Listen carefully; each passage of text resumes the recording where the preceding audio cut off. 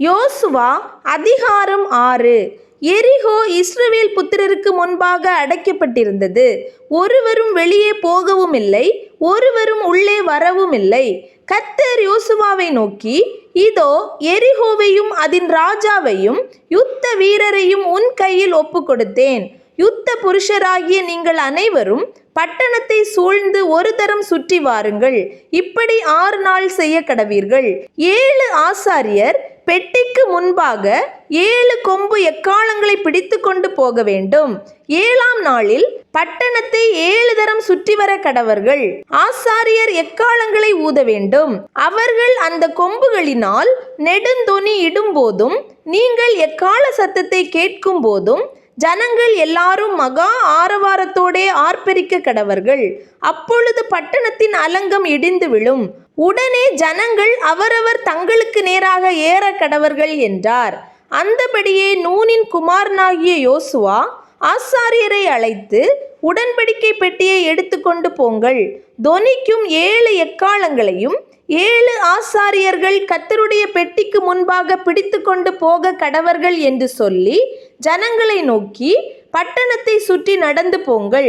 யுத்த சன்னத்தரானவர்கள் கர்த்தரின் பெட்டிக்கு முன் நடக்க கடவர்கள் என்றான். யோசுவா ஜனங்களிடத்தில் பேசின உடனே தொனிக்கும் 7 எக்காளங்களை பிடித்திருக்கிற 7 ஆசாரியர் கர்த்தருக்கு முன்பாக நடந்து எக்காளங்களை ஊதினார்கள். கர்த்தருடைய உடன்படிக்கை பெட்டி அவர்களுக்கு பின் சென்றது. எக்காளங்களை ஊதுகிற ஆசாரியருக்கு முன் யுத்த சன்னத்தரானவர்கள் நடந்தார்கள். பின் தண்டு எக்காளங்கள் ஊதப்படும் போது பெட்டிக்கு பின் சென்றது. யோசுவா ஜனங்களை நோக்கி, நான் சொல்லும் நாள் மட்டும் நீங்கள் ஆர்ப்பரியாமலும் உங்கள் வாயினால் சத்தம் காட்டாமலும் இருங்கள். உங்கள் வாயிலிருந்து ஒரு பேச்சும் புறப்பட வேண்டாம். ஆர்ப்பரியுங்கள் என்று உங்களுக்கு நான் சொல்லும் நாளிலே ஆர்ப்பரிப்பீர்களாக என்று கட்டளையிட்டிருந்தான். அப்படியே கர்த்தரின் பெட்டியை பட்டணத்தை சூழ்ந்து ஒரு தரம் சுற்றி வர பண்ணினான். அவர்கள் திரும்ப பாளையத்திலே வந்து பாளையத்தில் ராத்தங்கினார்கள். யோசுவா அதிகாலமே எழுந்திருந்தான். ஆசாரியர்கள் கர்த்தரின் பெட்டியை சுமந்து கொண்டு போனார்கள். தொனிக்கும் 7 எக்காளங்களை பிடிக்கிற 7 ஆசாரியர்களும் எக்காளங்களை ஊதிக்கொண்டே கர்த்தரின் பெட்டிக்கு முன்பாக நடந்தார்கள். யுத்த சன்னத்தரானவர்கள் அவர்களுக்கு முன்னாலே நடந்தார்கள். பின் தண்டோவெனில் எக்காளங்கள் ஊதப்படுகையில் கர்த்தரின் பெட்டிக்கு பின் சென்றது. 2ஆம் நாளிலும் பட்டணத்தை ஒரு தரம் சுற்றி வந்து பாளையத்துக்கு திரும்பினார்கள். இந்தபடி 6 நாளும் செய்தார்கள். 7ஆம் நாளில் அதிகாலமே கிழக்கு வெளுக்கும் போது எழுந்திருந்து அந்த பிரகாரமே பட்டணத்தை 7 தரம் சுற்றி வந்தார்கள். அன்றைய தினத்தில் மாத்திரம் பட்டணத்தை 7 தரம் சுற்றி வந்தார்கள். 7ஆம் தரம் ஆசாரியர் எக்காளங்களை ஊதுகையில் யோசுவா ஜனங்களை நோக்கி, ஆர்ப்பரியுங்கள், பட்டணத்தை கர்த்தர் உங்களுக்கு ஒப்பு கொடுத்தார். ஆனாலும் இந்த பட்டணமும் இதில் உள்ள யாவும் கர்த்தருக்கு சாபத்தீடாயிருக்கும். நாம் அனுப்பின ஆட்களை ராகாப் என்னும் வேசி மறைத்து வைத்தபடியால் அவளும் அவளோடே வீட்டுக்குள் இருக்கிற அனைவரும் மாத்திரம் உயிரோடு இருக்க கடவர்கள். சாபத்தீடானதில் ஏதாகிலும் எடுத்துக் கொள்கிறதினாலே நீங்கள் சாபத்தீடாகாதபடிக்கும் இஸ்ரவேல் பாளையத்தை சாபத்தீடாக்கி அதை கலங்க பண்ணாதபடிக்கும் நீங்கள் சாபத்தீடானதற்கு மாத்திரம் எச்சரிக்கையாயிருங்கள். சகல வெள்ளியும் பொன்னும் வெண்கலத்தினாலும் இரும்பினாலும் செய்யப்பட்ட பாத்திரங்களும் கர்த்தருக்கு பரிசுத்தமானவைகள். அவைகள் கர்த்தரின் பொக்கிஷத்தில் சேரும் என்றான். எக்காளங்களை ஊதுகையில் ஜனங்கள் ஆர்ப்பரித்தார்கள். எக்காள சத்தத்தை ஜனங்கள் கேட்டு மகா ஆரவாரத்தோடே முழங்குகையில் அலங்கம் இடிந்து விழுந்தது.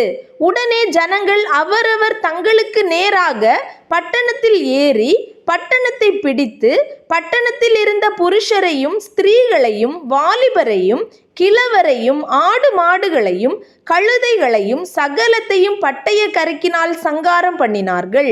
யோசுவா தேசத்தை வேவு பார்த்த 2 புருஷரை நோக்கி, நீங்கள் அந்த வேசியின் வீட்டிலே போய் நீங்கள் அவளுக்கு ஆணையிட்டபடி அந்த ஸ்திரீயையும் அவளுக்கு உண்டான யாவையும் அங்கே இருந்து வெளியே கொண்டு வாருங்கள் என்றான். அப்பொழுது வேவுக்காரரான அந்த வாலிபர் உள்ளே போய் ராகாபையும் அவள் தகப்பனையும் அவள் தாயையும் சகோதரர்களையும் அவளுக்குள்ள யாவையும் அவள் குடும்பத்தார் அனைவரையும் வெளியே அழைத்து கொண்டு வந்து அவர்களை இஸ்ரவேல் பாளையத்துக்கு புறம்பே இருக்கும்படி பண்ணினார்கள். பட்டணத்தையும் அதிலுள்ள யாவையும் அக்கினியினால் சுட்டெரித்தார்கள். வெள்ளியையும் பொன்னையும் வெண்கலத்தினாலும் இரும்பினாலும் செய்த பாத்திரங்களையும் மாத்திரம் கர்த்தரின் ஆலய பொக்கிஷத்தில் சேர்த்தார்கள். எரிகோவை வேவு பார்க்க யோசுவா அனுப்பின ஆட்களை ராகாப் என்னும் வேசி மறைத்து வைத்தபடியினால் அவளையும் அவள் தகப்பன் வீட்டாரையும் அவளுக்குள்ள யாவையும் யோசுவா உயிரோடே வைத்தான். அவள் இந்நாள் வரைக்கும் இஸ்ரவேலின் நடுவிலே குடியிருக்கிறாள். அக்காலத்திலே யோசுவா இந்த எரிகோ பட்டணத்தை கட்டும்படி எழும்பும் மனுஷன் கர்த்தருக்கு முன்பாக சபிக்கப்பட்டிருக்க கடவன். அவன் அதன் அஸ்திபாரத்தை போடுகிற போது தன் மூத்த குமாரனையும் அதன் வாசல்களை வைக்கிற போது தன் இளைய குமாரனையும் சாக கொடுக்க கடவன் என்று சாபம் கூறினான்.